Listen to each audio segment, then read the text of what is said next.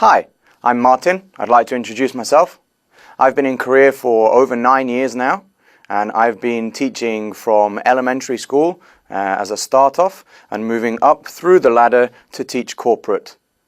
The idea of today's lesson is to give you, the new teachers, an idea about what is expected from you from YBM. It is a difficult situation coming into the corporate world, so YBM wants to put together a whole package that allows you the best pieces of advice. Hopefully that by doing that, we will be able to give you a complete package that supports, enables, and inspires you. Now, what is recommended from you, and what should you look to avoid when you are working in the corporate world? First of all, the do's. What should you be doing? Consult your YBM manager at all times, whether it is something as simple as taking time off, finishing your contract early, or some dispute about your book. You should always look to be talking to your YBM manager. Second, keep a balance between the HRD manager and your students. Obviously, when we work in the corporate sector, there are sometimes some disputes between both parties. It's very important that you, as the teacher, stay neutral. Keep a balance between both parties, understand the issues, and try and help to come to an agreement. And third, keep the deadline for your student reports. This is a really important situation. You have to make sure that students' reports are filled in on time because you will be getting paid. If you don't fill your reports on time, then that can't happen.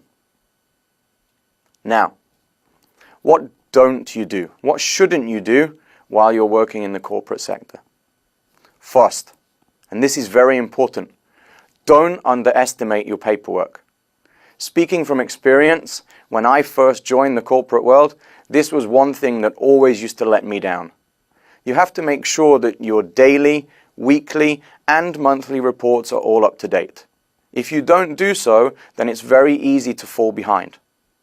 This cost me many jobs when I first started in the corporate world.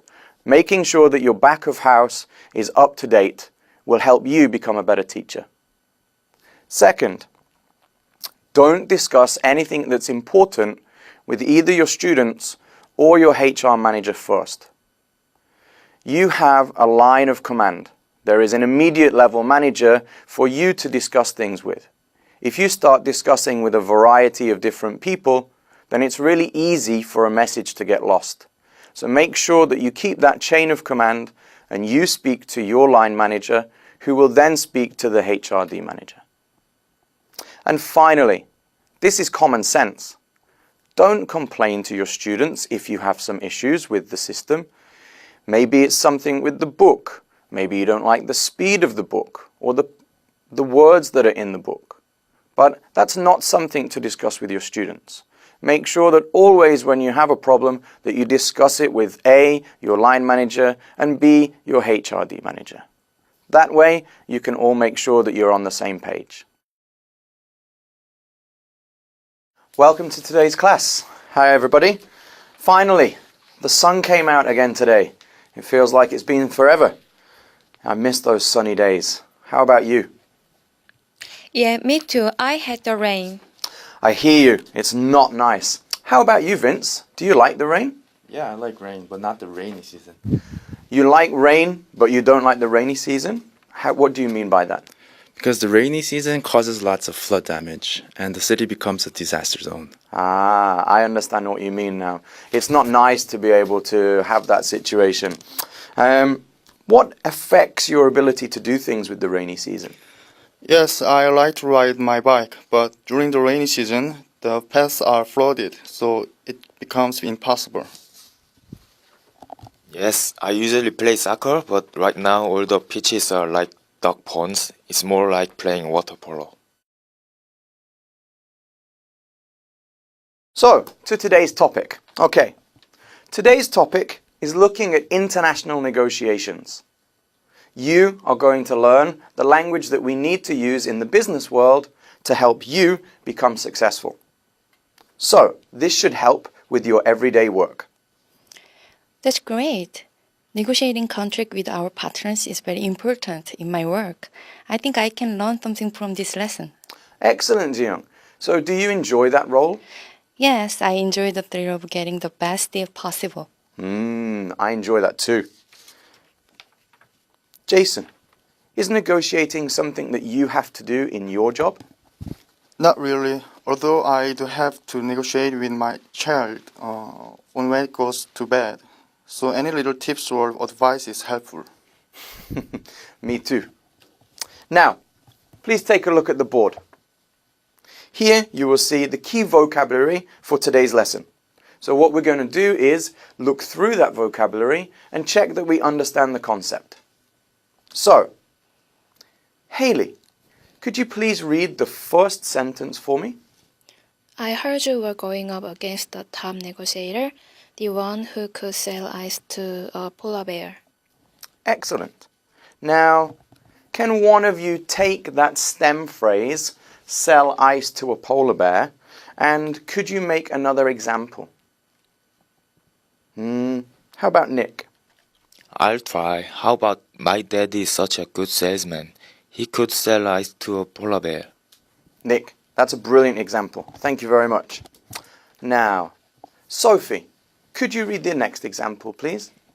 He was painted into a corner and his tactics couldn't help him much. Ah, okay, excellent. Thank you very much. Now, could one of you maybe... Jason, could you give me another example of painted into a corner? Yes, I have one in mind. I agreed to meet 2 clients on the same day. I have really painted myself in a corner. Excellent. That's a really good example, Jason.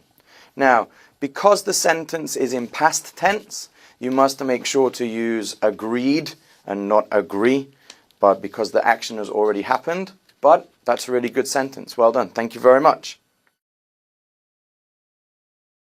Now, we're going to move on and talk about the dialogue. So, did the person here in this story, did they get and negotiate the deal that they wanted to get? Yeah, I think so. It says more or less. Excellent, Vince. Yes, it says more or less. What do we mean by that phrase, more or less? It means we got most of what we wanted, but not all of it. So, is it similar to the word enough? Yes, Nick, very good. It is similar. It means close to or nearly. In the story, what did they have to do on a few things? They had to compromise. Yes, Haley, they had to compromise. I'm sorry, what does compromise mean? Ah, Sophie, good question. It means to reach an agreement for both people to be happy in the negotiation. Yes, Vince, that's a perfect example of what it means. Now, can anyone tell me when you had to compromise at work? Yesterday, my boss asked me to stay until 9 p.m., but I had already made an appointment. I compromised and agreed to stay until 7 p.m. and make sure to finish the work required. Great example, Jiyoung. Yes, we always have to negotiate with what time we can go home. It's a perfect example. Do you think that negotiating is an easy thing to do? Or do you think that it's a skill that we can learn?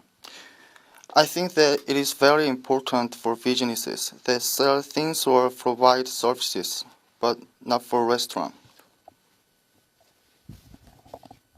And we can all learn how to become better negotiators, but we should be careful not to negotiate too hard because that can hurt our business.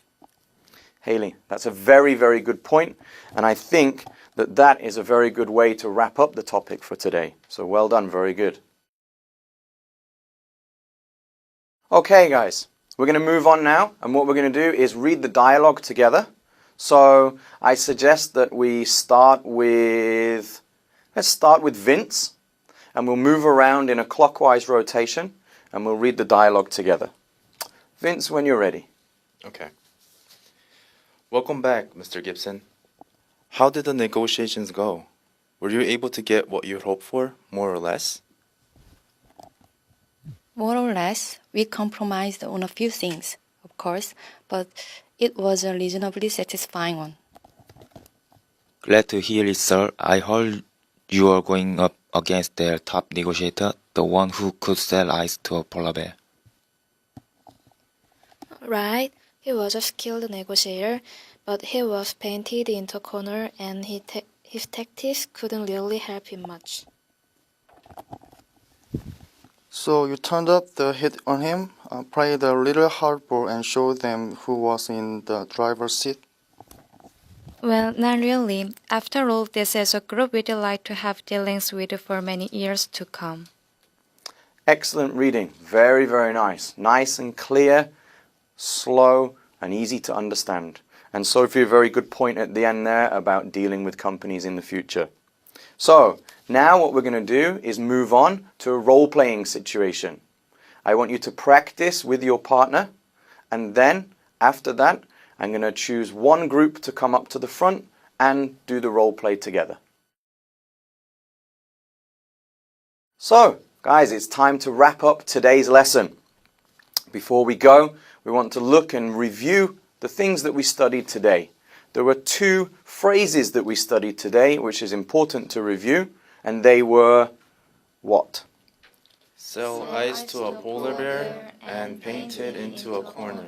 Excellent, perfect. So, what I would like you to do as an assignment is to take those 2 STEM examples, sell ice to a polar bear and paint it into a corner, and I want you to give me 3 examples for each one.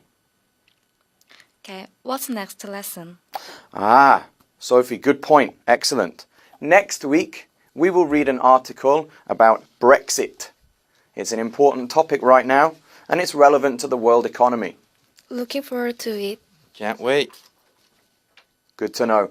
Thank you very much for your efforts today. Have a nice day. And before you go, please remember to check that you signed the attendance sheet for today. Thank you, Martin.